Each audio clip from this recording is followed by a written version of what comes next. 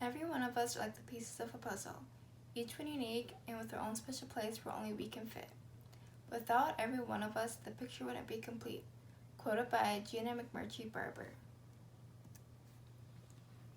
Today I'll be going to talk about the history, causes, and symptoms of Down syndrome and how it affects someone's everyday life. I have an older cousin who has Down syndrome and her name is Somali Chan.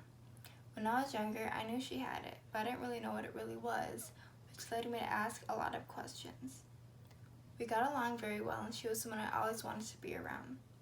It didn't matter to me if she had the condition or not because I still loved her as much as I loved everyone else. As I got older, I still didn't know a lot about the topic. That's why I chose to research and talk about Down syndrome.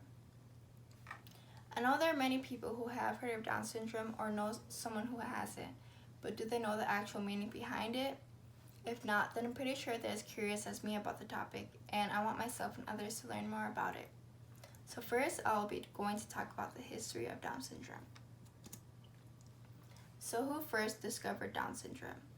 According to Down Syndrome Association in 1866, Dr. John Langdon Down, and he's pictured right here, identified a group of patients with the same characteristics, and they were described as Mongolians.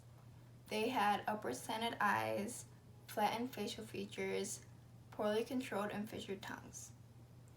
According to www.foundationlejeune.org, it wasn't until 1959 when Jerome Lejeune, he's pictured right here, discovered that the condition actually had an extra or partial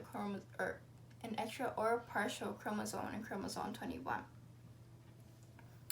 In 1961, international experts, including Down's grandson Norman, suggested that the name should be changed to Down syndrome. So now that you guys know more about the history of Down syndrome, I'll now be explaining what causes it. There are 3 genetic variations that can cause Down syndrome, and the first one is called trisomy 21. It results in 3 copies of chromosome 21 instead of 2. The second one is called mosaic Down syndrome, and it is rare.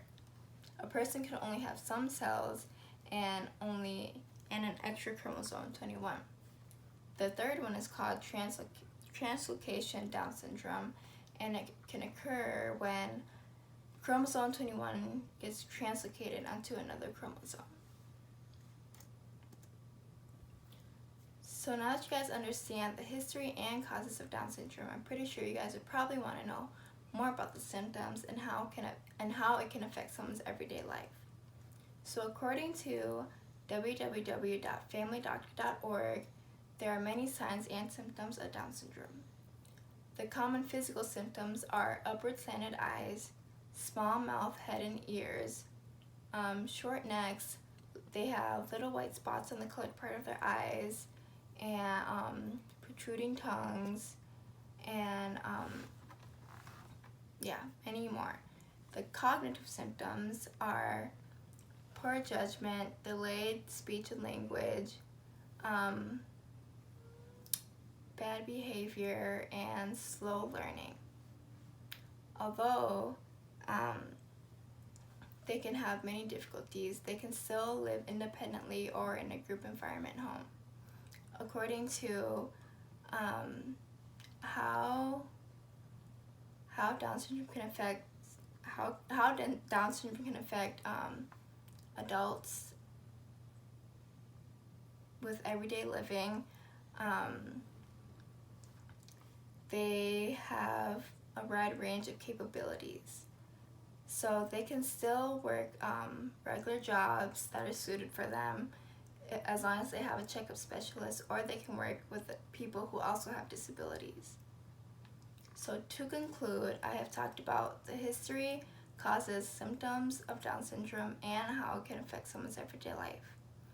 Someone with Down syndrome can still live a normal life as everyone else, but there would just be a lot more difficulties. So even if someone is born with a condition or not, we're all the same in some way. I hope you guys gain more knowledge about Down syndrome, and I hope you guys enjoyed my speech. Thank you.